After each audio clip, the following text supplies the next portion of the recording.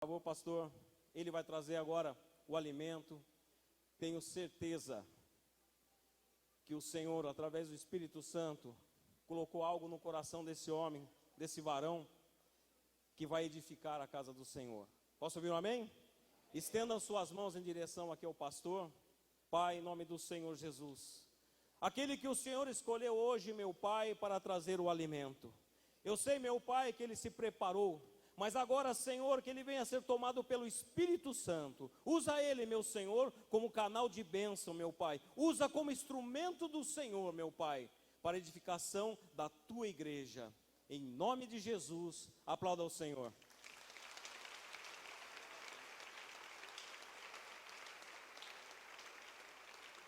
Aleluia. Quero saudar a noiva do Cordeiro com a paz de Cristo. Amém, amados? Sei que numa hora começa difícil tirar um amém, né?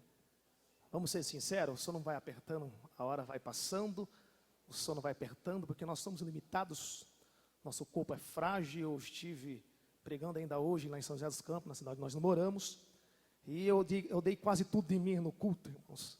A gente fica cansado, mas graças a Deus o Senhor preparou um pouquinho de fôlego para nós compartilharmos com a palavra de Deus. Eu não posso deixar de ser grato a Deus por essa riquíssima oportunidade, pela terceira vez estar aqui, fazendo uso e exposição das Escrituras, adorando a Deus. Sou muito grato a Deus pela vida do apóstolo Florival. Ele tem sido o abençoador do nosso ministério, e desde a primeira vez que nós pregamos aqui, Deus tem abençoado, estendido o nosso ministério. Então, que a eternidade o recompense.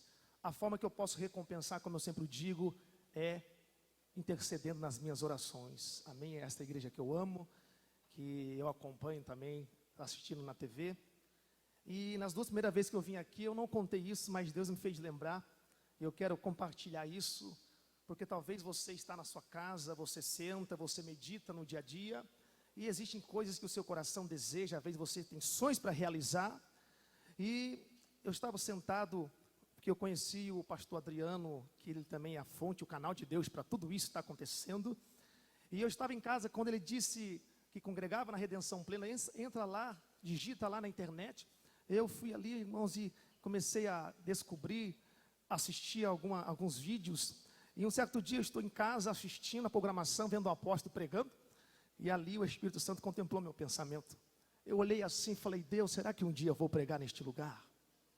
Apenas pensei, amados, e nunca pedi. O pastor Adriano, prova, nunca pedi, deixa eu pregar na igreja, nunca pedi isso em igreja nenhuma, mas Deus preparou tudo, e hoje é a terceira vez para a glória de Deus. Aquilo que você sonha, aquilo que você deseja, acredite, no tempo certo ele chega, e Deus te surpreende a cada dia. Quero agradecer a algumas pessoas aqui, que nós fizemos um convite, lançamos um convite abençoado lá atrás, ó. Pastor, levante a mão, pastor, lá atrás, trabalhamos na fábrica junto, lá atrás, eu lembro dele, não sei se ele está vendo isso. Prazer estar aqui, Deus abençoe a sua vida, amém. Querido irmão, pregador, amigo de seminário, Leandro, levante a sua mão, profeta. Ele disse que vem mesmo, Deus possa abençoar, grande servo de Deus. É um carinho muito grande poder estar aqui com toda a amada igreja, amém. Vocês ainda têm fôlego para ouvir Deus falar? Tem mesmo, meus irmãos? Porque o melhor vinho está no final da festa. Jesus, a transformar a água em vinho, levaram ao mestre Salo, o mestre Salo não entendeu, mas espera aí, é o final da festa, você guardou o melhor vinho, e a palavra do Senhor é o melhor vinho para nossas almas. Gostaria que você pegasse a sua Bíblia, por gentileza. Vamos se colocar de pé, irmãos. Não, você vai acabar dormindo aí, eu sei que não é fácil não. Eu vou ter que pregar meio arretado hoje, para que você não durma, porque Deus vai continuar a falar contigo. Livro do profeta Isaías, profeta messiânico Isaías, capítulo do seu número 6, uma mensagem muito conhecidíssima da igreja de Cristo que ama a palavra. Livro do profeta Isaías, capítulo 6, vamos ler alguns versículos para a nossa meditação. Segura um pouquinho, não dorme, irmãos. Não cochile, porque Deus ainda vai falar conosco.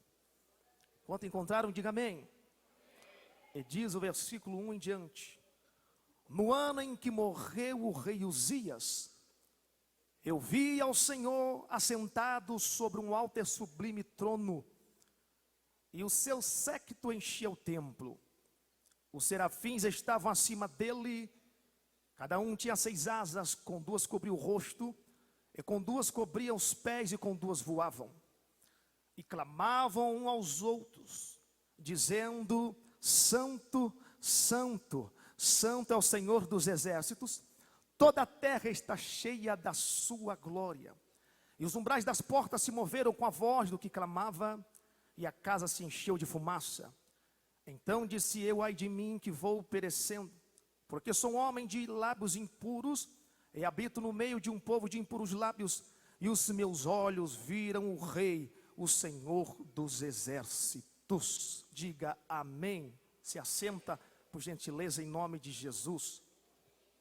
Louvado seja o eterno Deus. Queridos e amados irmãos, noiva de Cristo, estamos diante de uma passagem, como eu disse, conhecidíssima, na chamada de um jovem por nome Isaías. E quando o Espírito Santo me levou a esta passagem bíblica para estar ministrando nesta noite, nesta madrugada, eu quero te dizer, meus irmãos, que sabemos que não é fácil estar numa hora como essa, lutando contra o nosso sono, contra o nosso corpo, porque somos limitados.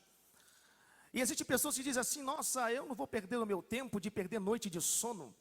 Mas já foi falado, e repito ao dizer nessa noite, como diz Salomão, Provérbios 8:17, eu amo os que me amam, os que de madrugada me buscam me encontrarão. Agora eu vejo Bildade, que quando o patriarca Jó ele estava questionando a Deus por aquilo que ele estava passando, Jó, a situação que ele estava vivendo, chegou ao ponto de dizer para Deus, em outras palavras: por que eu teve que nascer para passar por tudo isso? Jó questionando a Deus, e Bildade diz assim, Jó 8:5, mas se tu de madrugada buscares a Deus, e ao Todo-Poderoso pedir misericórdia, se fores puro e reto, certamente logo despertará em seu favor, e te restaurará a tua justa moradia. O que Deus está dizendo é que enquanto você está com o som daqui, enquanto estamos lutando com o nosso corpo para mantermos de pé, Deus está cuidando da tua casa, Deus está cuidando da tua família, Deus está cuidando dos teus negócios. Uma madrugada como essa não é perder tempo, é você ganhar tempo. Algumas pessoas, quando chegaram na sua casa, receberão notícias não ruins, notícias boas. Porque Deus não é um Deus injusto, Deus é um Deus justo. E Deus contempla o seu esforço. Como por exemplo, eu que acordei às 6 da manhã, estou agora trabalhando de manhã cedo, acordo às 4 horas. E quando o corpo já acostuma, dá 5:30, 6 horas, você já quer sair da cama. Até agora não dormi, ainda estive pregando, eu disse, gastei um pouquinho de energia, mas quando chegar em casa, a surpresa de Deus está nos esperando. Isto é ato profético. Amados, quando nós entramos nesse contexto, nesse texto, aonde começa dizendo claramente a visão que Deus deu ao profeta Isaías, ele disse: no ano em que morreu o rei Uzias, vírgula, eu vi o Senhor assentado em um alto e sublime trono. O séquito, a orla do seu manto enchia o templo. Serafins estavam por cima dele, clamavam dizendo: Santo, Santo é o Senhor dos exércitos, e toda a terra está cheia da sua glória. Quando eu olho para a visão em que o profeta teve, a história diz que o profeta estava indo no templo orar, buscar a presença do papai, como nós estamos fazendo nesta vigília, nesta madrugada. E Deus abre a visão espiritual deste profeta. O profeta tem a visão do Senhor sentado no trono no ano em que morre o rei Uzias. Esse tempo aqui, nesta passagem, nesse contexto, é importantíssimo para entendermos a visão do profeta. Porque Isaías estava vivendo num período de crise na nação de Judá. A nação de Judá estava sofrendo perseguições dos adversários, mas foi consequência das próprias atitudes daquele povo. E a história diz que um rei chamado Tiglat III, ele era o rei da Síria, que nesse contexto, Ele estava dominando nações e mais nações. Ele armava campanhas contra o Ocidente. Ele alcançava nações. Ele até mesmo enfrentou o Império Babilônico. E a intenção deste rei era dominar, era tomar conta da nação de Judá, do povo escolhido de Deus. E quando eu olho para Uzias, Uzias foi um grande homem de Deus. Uzias foi um grande homem que revolucionou a cidade em que ele estava como governador, como rei, como líder. Ele conquistou muitas coisas, ele fez muitas coisas que agradou ao Senhor. A história diz que ele foi um dos reis, um dos reis que resistiu o ataque desse rei. Ele resistiu com todas as forças, com a fé em Deus, com o coração voltado ao eterno, para que não viesse a acontecer e fossem destruída a nação por o rei Tiglat. Portanto, a Bíblia diz que um certo dia esse rei Uzias, ele fez algo que não era para ser feito. Ele foi tentar agir com uma função que não era dele, mas sim de sacerdote, ou por que não dizer sumo sacerdote. Ele entrou no templo, foi queimar incenso. E aquilo desagradou a Deus, Deus o feriu com uma lepra. E diz a Bíblia que ele morreu com lepra. Deus feriu na fronte e na testa. Agora, morrendo o rei Uzias, a pergunta é, qual era o pensamento da nação? Dizendo, e agora? Em outras palavras, quem vai nos defender? Porque Uzias era um homem ousado. Uzias dava de frente com o adversário. Uzias, ele resistiu até o último estado. E agora o que será da nação? Estamos perdidos. Tiglat, rei da Síria, vai tomar conta. E é neste período em que a nação está sofrendo esta crise, em que a nação está sendo perseguida, em que a nação está temendo a este rei. É neste contexto que Deus mostra a visão para o profeta Isaías. Isaías vê o Senhor assentado no trono, porque lá embaixo na terra, o rei da Síria estava no seu trono. E esta visão, no ano em que morre o rei Uzias, acontece aproximadamente 740 a 739 a.C. A primeira coisa que eu aprendo é que enquanto até mesmo o profeta Isaías, ele está preocupado com a nação de Judá, ele está preocupado com a nação, com o povo adquirido, o povo santo de Deus. Ele está preocupado com quem está dominando no trono lá embaixo. Deus está mostrando para ele, ei filho, descansa o teu coração. Porque enquanto vocês estão preocupados com o rei da Síria, eu estou no comando. Eu estou no controle da situação. Quem está no trono, filho, sou eu. Eu sou o Deus soberano, que estou acima de todos os tronos da face da terra. Deus está dizendo para nós, quando Deus me levou a esta mensagem, enquanto eu estava estudando esta passagem, o Espírito Santo bradou no meu espírito dizendo, assim como eu usei este rei como instrumento para disciplinar a nação de Judá, Deus disse fortemente ao meu coração, que Ele está usando o que está acontecendo, você sabe, no nosso país, para disciplinar a nação brasileira. Porque Ele me disse que tem muitos filhos pródigos que precisam voltar à casa do Pai.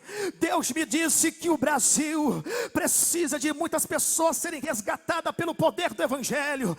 Então Deus disse, diga à minha igreja, descansa o vosso coração, é apenas um período. Eu estou usando como instrumento para acordar a nação brasileira. E Deus conta com as nossas orações, Deus conta com as nossas intercessões.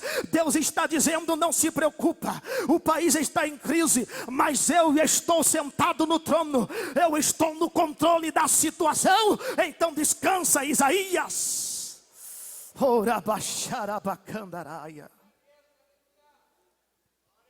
A visão vai desenrolando. Deus está no trono.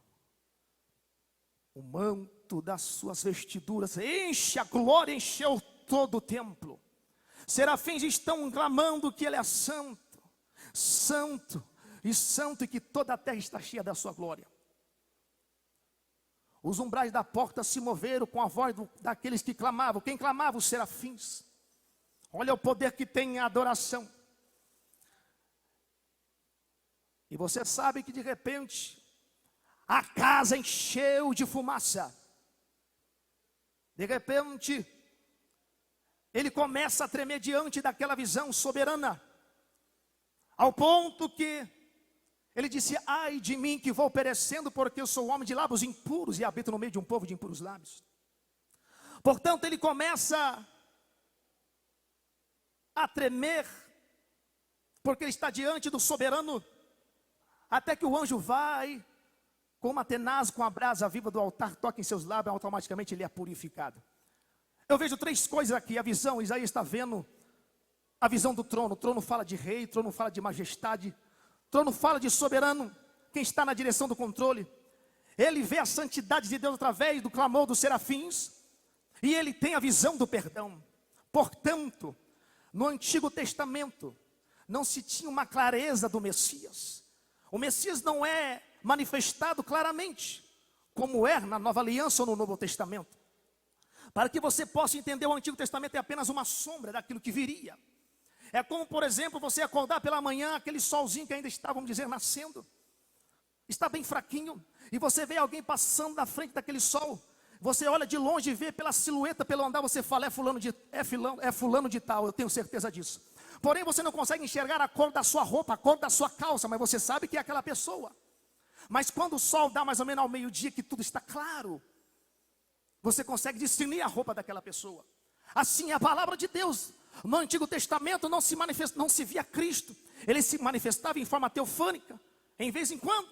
Mas no Novo Testamento ele é revelado. O homem que se fez carne habitou entre nós. Então esta visão, ela é profética. O livro do profeta Isaías é um livro difícil de pregar, porque ele é um livro messiânico. Ele é um livro quase que escatológico. Ele é uma mini Bíblia. A Bíblia tem 66 livros, Isaías tem 66 capítulos. 1292, se não me falha a memória, de versículos. Mas o reino do Messias, ou seja, a visão que ele está tendo, querendo, até mesmo, creio eu, provavelmente ele não sabia o significado de tudo aquilo, porque ele está vendo Deus Pai, o Todo-Poderoso, Soberano. A visão está tendo do Deus Pai, mas aqui está revelando o reino do Messias. Me dá uma referência à Bíblia que eu te dou. Evangelho de João, capítulo 12, versículo 39, 40 e 41, está escrito assim: por isso não podiam crer, porque como Isaías disse, verso 40, cegou-lhe os olhos, endureceu-lhe o coração, a fim de que não veja com os olhos, nem compreendam com o coração, e se convertam e oscure. O verso 41 é muito claro. Isaías disse isto porque viu a glória de Jesus e falou ao seu respeito. E quando você olha no versículo de número 8, 9 e 10 do capítulo 6 de Isaías, depois que Deus toca com a brasa, depois que ele fala: e agora quem enviarei, que há de ir por nós? Ele diz: eis-me aqui, envia-me a mim. Deus continua narrando, dizendo ao versículo 9: então disse ele: vai e diz a este povo, ouvis de fato e não entendeis, e vedes em verdade, mas não percebeis. Verso 10, engorda o coração deste povo, endurece-lhe os ouvidos e fecha-lhe os olhos, não venha ele a ver com os seus olhos, e a ouvir com os seus ouvidos, e a entender com o seu coração, e a converter-se e a ser sarado. É as mesmas palavras, um pouco diferente, mas as mesmas palavras que está em João. Isaías vê a glória de Jesus, mas talvez, provavelmente nem ele mesmo entendeu aquilo, porque é um livro messiânico, ou seja, ele está vendo a glória de Deus. E Jesus disse na terra: quer ver Deus? Olha para mim, o Pai está em mim e eu estou no Pai. Mas rejeitaram Jesus, não conseguiram ver Deus na vida de Cristo, e ao ponto de levar para o Gólgota e o crucificá-lo. Portanto, Jesus está manifestando em João o reino do Pai. Eu amo o Evangelho de João, Porque nos 21 capítulos de João, ele fala de Jesus desde a eternidade passada até morte e ressurreição. No capítulo 1 de João, ele é conhecido como o Verbo de Deus, porque disse: no princípio era o Verbo estava com Deus, o Verbo era Deus, manifestou entre nós, se fez carne e vimos a sua glória, a glória como a do unigênito do Pai. Capítulo 2, João vê ele como aquele que transforma a água em vinho. Naquele casamento, acabou-se o vinho para o judeu, isto era vergonhoso, é como se acabar um bolo numa festa. Vinho na Bíblia fala de gozo, fidelidade, de paz, de tantas coisas boas, do lado positivo. É como se aquele casamento, se acabou-se o vinho, simbolicamente está acabando a alegria, está acabando a fidelidade, está acabando a graça, está acabando a paz. Mas Jesus mudou a situação naquele casamento, ele transforma a água em vinho. Reino do Messias. Capítulo 3, ele é o exemplo de novo nascimento, conversando com Nicodemo, dizendo: se quiser entrar no reino dos céus, é necessário nascer da água e do Espírito. Capítulo 4 de João é conhecido como a fonte da água da vida. Diante do poço de Jacó, naquela mulher samaritana, ele disse: ai, se tu soubesse quem fala contigo, tu pediria da água que eu tenho para dar, beberia e jamais tornaria a ter sede. O que é isto? O reino do Messias. Capítulo 5, Jesus aparece como aquele que trabalha por nós 24 horas. Porque Deus não se cansa. Uma vez ele disse assim: o meu pai trabalha até agora e eu também. Capítulo 6 de João é aquele que multiplica pão e peixe.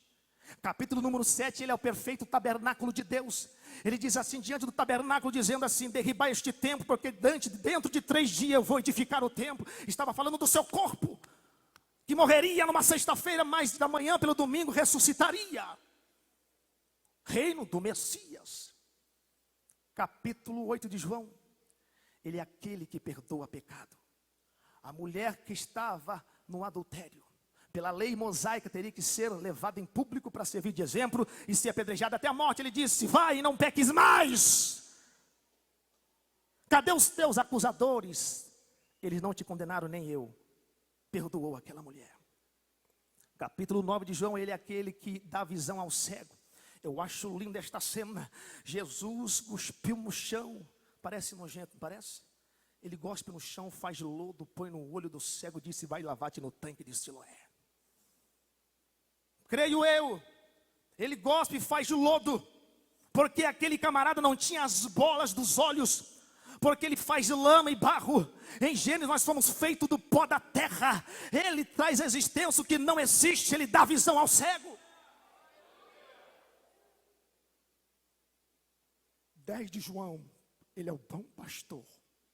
E disse: o bom pastor dá a vida pelas ovelhas. Capítulo 11 de João, ele é a ressurreição e a vida. Diante do sepulcro de Lázaro, disse para Marta e Maria: eu não disse, se creres verás a minha glória? Eu sou a ressurreição e a vida.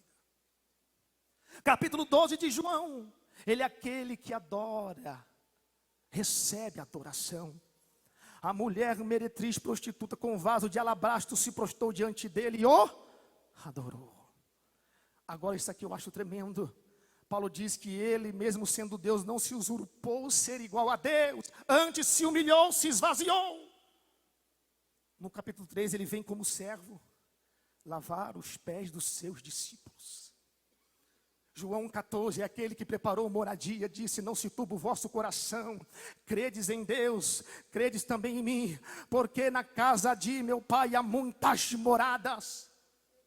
João 15, ele diz: eu sou a videira verdadeira, vós sois os ramos, e toda vara que está enxertada na videira dá muito fruto, mas o que não está corta e é lançada no fogo.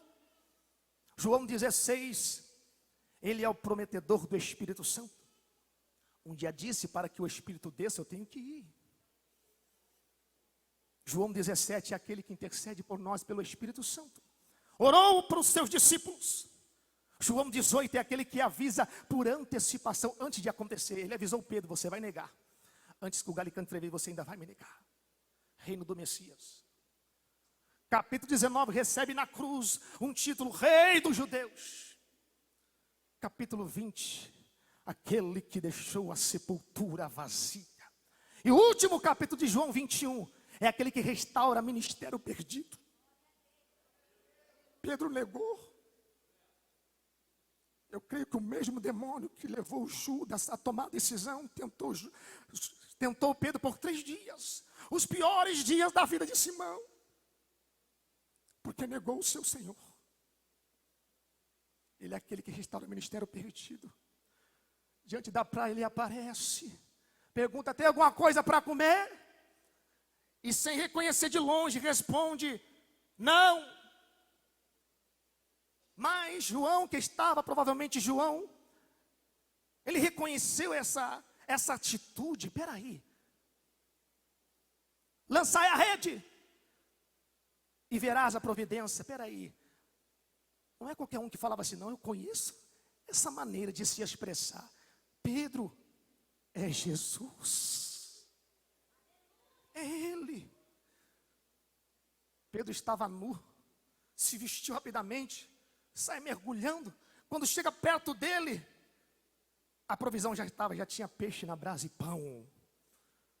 Eu penso que ali estava o acerto de contas. Eu disse que Jesus é aquele que restaura o ministério perdido.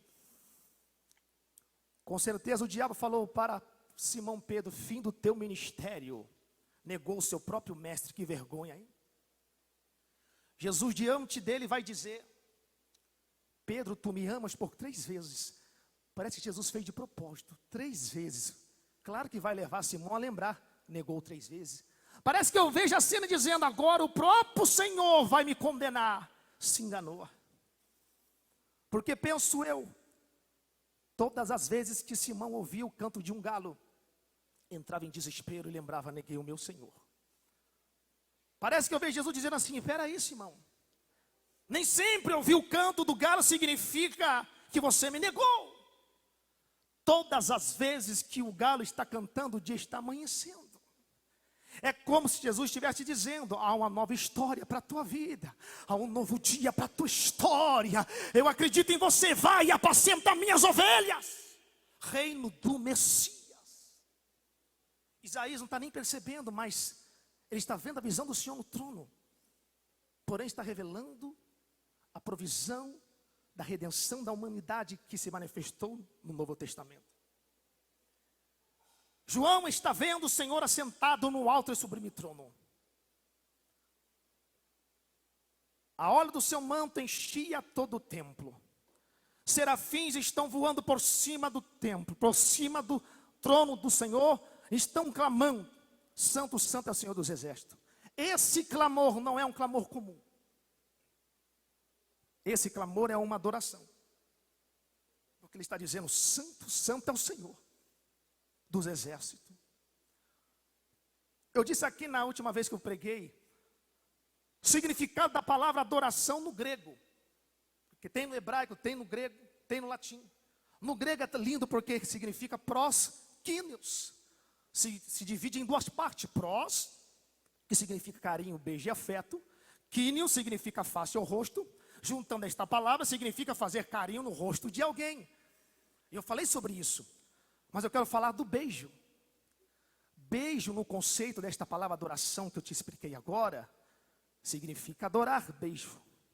E quando fala do beijo, baseado na palavra adoração, eu vejo várias manifestações de adoração através desse gesto. Exemplo, tem adoração, o beijo, vamos dizer assim, entre um homem e uma mulher. Salomão, sunamita, tipo de adoração. Existe o beijo que é entre amigos, Davi e Jonathan. Jonathan se beijava, o ósculo santo. Tem o beijo que é paternal, entre o pai e o filho pródigo. Mas também tem adoração por interesse, que é o beijo que Judas deu no mestre no Getsemane, por causa de Mamon. Adoração que quer ver retornos,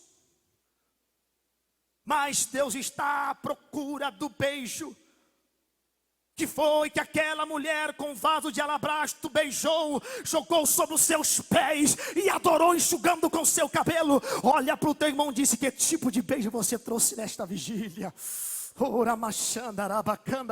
Que tipo de adoração? Você sabia que a adoração atrai Jesus para a nossa casa? Lembra de Jairo? A multidão está apertando Jesus. Chegou o príncipe da sinagoga, homem respeitado. Ele chegou diante de Jesus porque a sua filha estava praticamente, vamos dizer, praticamente morta na sua casa. Mas ele não chegou pedindo, a Bíblia diz que ele se prostrou. E quando ele se prostra, aí ele vai falar a situação para Jesus. Multidão apertando, porque aqui já é uma outra mensagem, o valor da mulher na Bíblia. Jesus, antes de atender ele para a sua casa, vai atender a mulher que tocou no seu manto. Parou por causa daquela mulher. Mas me responde se Jesus foi na casa de Jairo ou não. Foi ou não foi?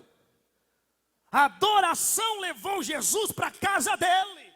E nesta madrugada, a sua adoração, enquanto você adora aqui, o Senhor está entrando na casa, repreendendo a pombagira, preto velho, tranca-rua, Zé Pilintra, Zé Pilantra. Deus está colocando o diabo para correr, enquanto você adora Ele aqui.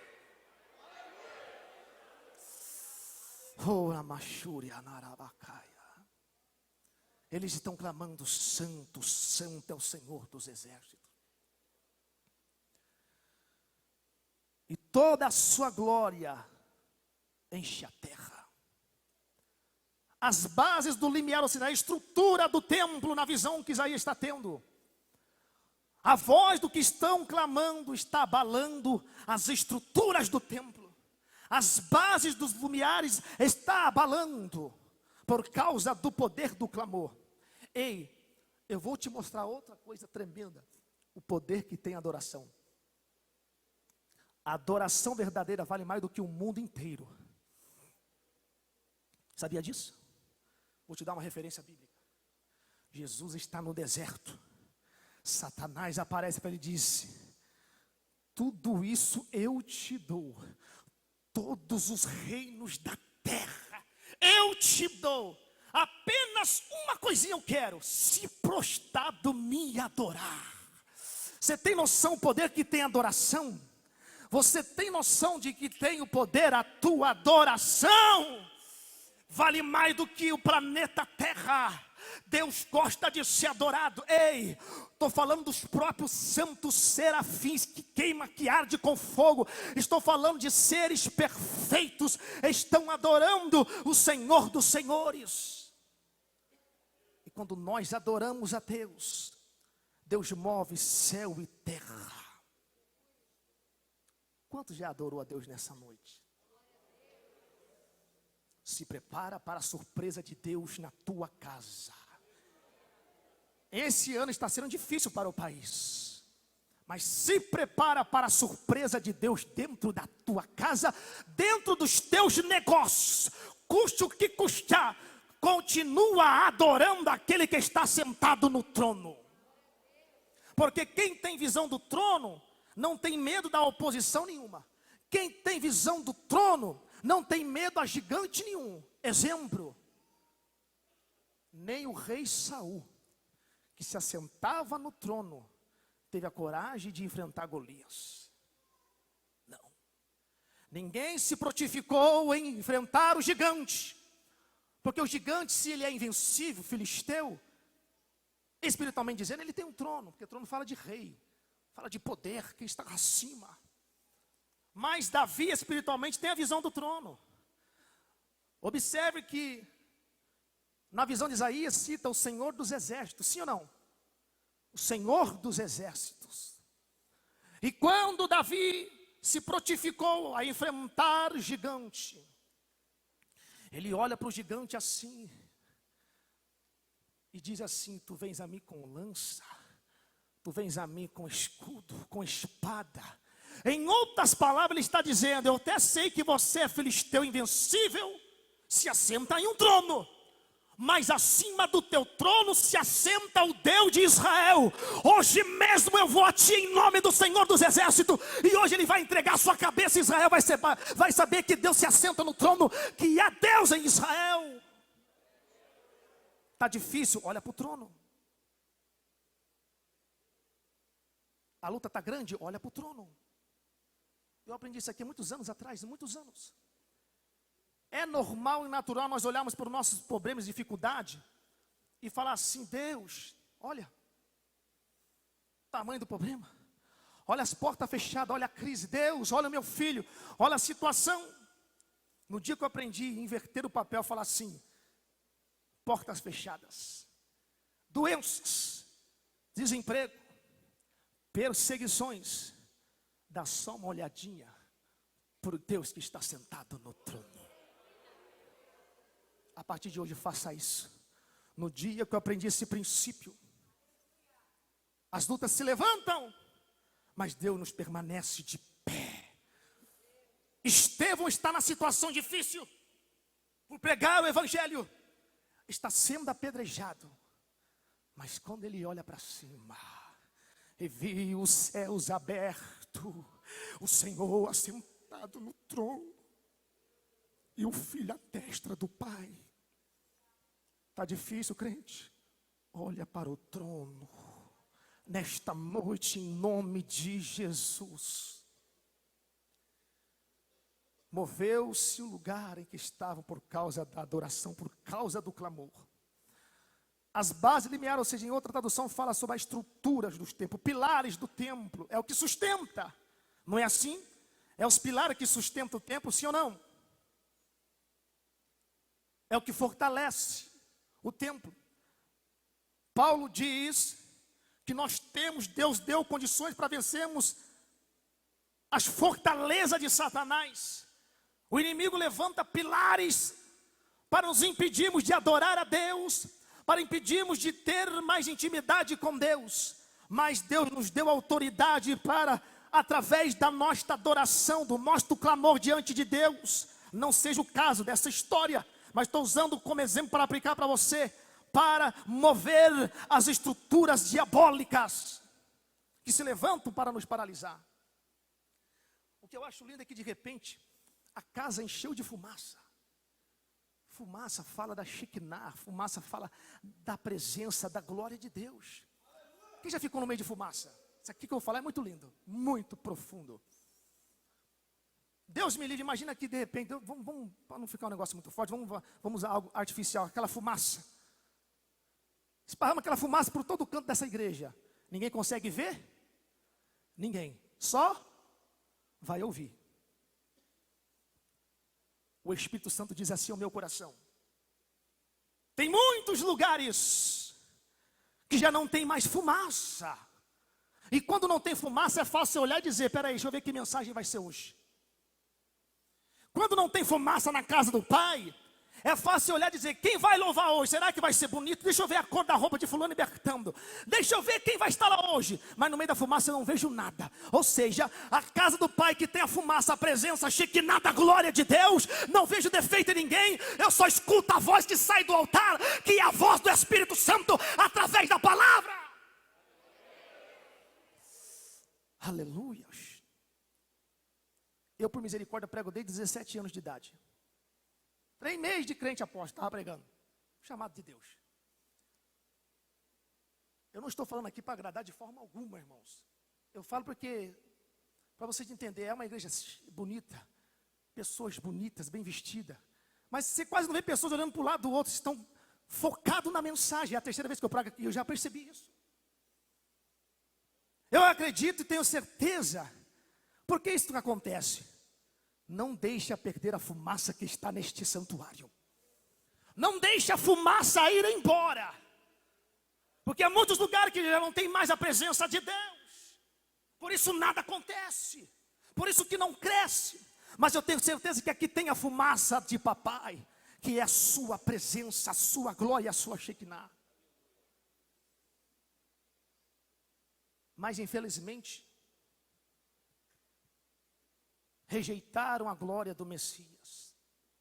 Poucos que aceitaram. E o mundo está desta forma. Mas Deus acredita nos Isaías. Quantos Isaías tem aqui? Deixa eu ver. Você foi chamado por Deus. Nós temos poder para revolucionar o nosso país. Foi tudo profetizado aqui hoje. Sinal da bandeira. Aquele que Deus deu ao apóstolo, eu creio que foi na hora sobre ordem e progresso. Sobre Jesus andando por cima das águas. O Espírito Santo faz isso porque tem fumaça. Onde tem fumaça tem fogo. Quando já recebeu o fogo de Deus aqui? reino do Messias revelado ao profeta Isaías. E Jesus fez tantas coisas e eles não acreditaram. Eu termino dizendo, eu gosto sempre nas mensagens de falar o que eu vou falar, já falei aqui uma vez. Sou apaixonado por isso, porque Deus me deu esta graça. Porque eu gosto de pregar a mensagem cristocêntrica. Ontem a minha filha assistindo Paixão de Cristo, eu nunca vi ela chorar daquele jeito, ela soluçava. Eu olhei para minha esposa e falei assim, deixa ela ver, aquilo vai marcar a vida dela. Quando pensar em fazer alguma coisa que desagrada a Deus, vai lembrar o sofrimento que Cristo passou.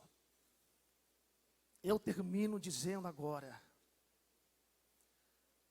Isaías está tendo a visão do Senhor no trono, mas não percebe que está revelando o reino de Jesus Cristo. E depois João vai escrever e vai dizer, Isaías disse isso porque viu o reino de Jesus. Esse Jesus eu termino dizendo que ele é o centro de tudo. Jesus Cristo, ele é o centro de toda a Bíblia. Eu não canso de falar o que vou falar, alguns já sabem o que eu vou dizer. Eu sou apaixonado de exaltar Cristo na minha mensagem. Porque Jesus no livro do Gênesis, ele é o princípio de todas as coisas. Em Êxodo, ele é o grande libertador de Israel. Em Levítico, ele é o sumo sacerdote perfeito. Em Números, ele é o nosso comandante para a terra prometida. Em Deuteronômio, ele é o grande profeta poderoso. Em Josué, ele é o grande general conquistador. Em Juízes, ele é o forte juiz que julga o seu povo. Em Ruth, é o grande restaurador da sua herança. Em 1 de Samuel, é rebento de Jessé e a raiz de Davi. Em 2 Samuel, ele é o sucessor eterno do trono de Davi. Em 1 Reis, ele é o rei dos reis. Em 2 de Reis, ele é o único rei perfeito e ainda é absoluto. Em 1 de Crônicas, ele é o único monarca infalível. Em 2 de Crônicas, ele é o sábio rei que governa o seu povo. Em Esdras, ele é o grande escriba fiel. Em Neemias, é o grande restaurador da sua pátria. Em Esther, ele é o único intercessor do seu povo. Em Jó, ele é o grande redentor que vive. Em Salmos, é o refúgio e fortaleza da sua igreja. Em Provérbios, é o arquiteto da sabedoria de Deus. Em Eclesiastes, ele é e não é o grande pregador. Em Cantar de Salomão, é o novo fiel da igreja. Em Isaías, é o pai da eternidade, o príncipe da paz. Em Jeremias, é a esperança viva de Israel. Em Lamentações de Jeremias, ele é a misericórdia de Deus. Em Ezequiel, ele é a glória viva de Israel. Em Daniel, é o majestoso e eterno ancião de dias. Em Osés, é o esposo fiel e amoroso da sua igreja. Em Joel, é o grande juiz das nações no vale de Josafá. Em Amós, ele é o perfeito pastor de Israel. Em Obadias, ele é a perfeita justiça de Deus. Em Jonas, ele é o grande missionário. Em Miqueias, é o grande cidadão de Belém. Em Naum, é a fortaleza do seu povo no dia da angústia. Em Abacuque, ele é o grande avivalista da obra de Deus. Em Sofonias, é a magnífica proteção do seu povo.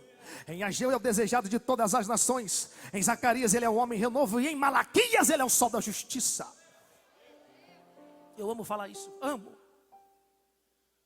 Em Mateus, ele é o verdadeiro Messias de Israel. Em Marcos, ele é o ilustre carpinteiro de Nazaré. Em Lucas, ele é o médico dos médicos. Em João, ele é o verbo de Deus. Em Atos, é o batizador com o Espírito Santo. Em Romanos, é o nosso grande justificador. Em 1 Coríntios, é o vitorioso Senhor da igreja. Em 2 Coríntios, é o esposo fiel da igreja. Em Gálatas, é o grande libertador dos escravos da lei. Em Efésios, é o supremo cabeça da igreja. Em Filipenses, é a alegria superabundante do seu povo. Em Colossenses, é a imagem do Deus invisível. Em 1 de Tessalonicenses, é o Senhor que um dia vai arrebatar a sua igreja. Em 2 Tessalonicenses, é o Senhor que um dia vai destruir o anticristo. Em 1 Timóteo, é o único mediador entre Deus e o homem. Em 2 Timóteo, é o reto juiz que um dia vai nos coroar. Em Tito, é bem-aventurada a esperança do seu povo. Em Filemão, é o nosso grande fiador. Em Hebreus, é o autor e consumador da nossa fé. Em Tiago, é o legislador da lei perfeita. Em 1 de Pedro, é o sumo pastor e bispo de nossas almas. Em 2 de Pedro, é o Senhor que não retarda a sua promessa. Em 1 de João, é o nosso grande advogado. Em 2 de João, é o amor verdadeiro. Em 3 de João, é o amado da igreja. Em Judas, é o Senhor que um dia virá com seus milhares de santos. E em Apocalipse, ele é o Alfa Ele é o ômega. Ele é o princípio. Ele é o fim. Ele é fiel. É verdadeiro. Maior do que o céu e a terra. Maior do que anjos, arcanjos, querubins, serafins, principado, potestade, todas as hostes espirituais da maldade. É maior do que Adão, do que Eva, Caim, do que Abel, do que Sete. Maior do que Noé, seus 3 filhos, Sem, Cã e Jafé. Maior do que patriarca Abraão, do que Isaac, do que Jacó. Maior do que os profetas menores, do que os profetas maiores. Maior do que a pombagira. Maior do que o tranca-rua. Maior do que o Zé Pilintra. Maior do que Lúcifer. Amachuri Cantarap. Isaías está vendo o reino dele. A honra é dele, a honra é para ele, irmãos. Sou nada não. Como o Senhor consegue isso? Vai falar com o Espírito Santo. Muitos olham a minha aparência e acham que eu sou metido. Deus conhece aqui. O reino do Messias foi rejeitado. Mas você aceitou o reino dele. E o que Deus tem para ti, você não tem nem noção, igreja. Tem coisa que não dá para falar, é muito forte. Vocês não têm noção que Deus tem para cada um de nós. Porque Deus investiu tanto para enviar o seu unigênito. Mas o mundo virou as costas para ele. Mas você tem ele na sua vida. Amém, igreja? Confesso que eu estou bastante limitado. Eu termino por aqui, sou obediente ao horário. Sempre fui. Se eu tiver com a mensagem de 2 horas, me der para pregar em 10 minutos, eu prego. Minha esposa é testemunha. Eu sou obediente. 5 horas me passaram, eu termino aqui agora. Tem alguns minutinhos, quero que você se ponha de pé. Eu quero levantar uma oração, pedindo para que o meu amigo, eu não abro mão dele não, irmãos. Quem? O Espírito Santo. O Senhor falou tanto de Jesus, agora fala do Espírito Santo, claro. Jesus enviou ele e disse: vocês não vão ficar órfãos. Eu enviarei o Consolador, o Espírito Santo estará convosco todos os dias até a consumação do século, porque eu vou voltar para o Pai. Quer vencer? Seja assim com ele, ó. Irmãos, eu sou meio doido. Deus me dá mensagem assim, em cima da empilhadeira na fábrica. Foi mal. Aquele DVD embriagado do Espírito, posso que eu te dei um? Aquele DVD embriagado do Espírito, lembra? Deus me deu em cima de uma empilhadeira. É porque é fácil ser crente aqui dentro. Quero ver lá fora. Consegui ficar conectado com ele. Ele me dá mensagem dentro do ônibus. Vai falar com Deus, irmão. Quer esta unção? Quem deseja esta unção? Feche os teus olhos. Eu termino agora, papai. Põe a mão no coração, Pai querido e amado. Em nome de Jesus Cristo, a tua mensagem foi pregada. Confesso que estou bastante limitado, mas te dou graça para chegar até aqui. Senhor, eu não tenho ciúme da unção que o Senhor me deu. Eu reparto com esta igreja. Eu reparto com os teus filhos, meu Pai. Porque nada que eu tenho é de mim, mas foi um presente do Senhor para a minha vida. Senhor, fortalece a cada um que ouviu a tua mensagem, a cada um que ouviu a tua palavra, que a partir de hoje, em meio às dificuldades, eles não se esqueçam de olhar para o trono. Pai, renova cada vida, fortalece a cada um que está aqui nesta noite, Pai. Eu te peço no nome de Jesus, diga amém. Dê para Jesus Cristo uma linda salva de palmas. Eu termino nesta noite.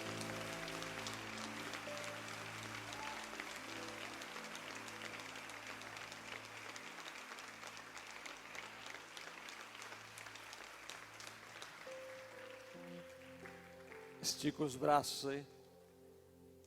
Estica.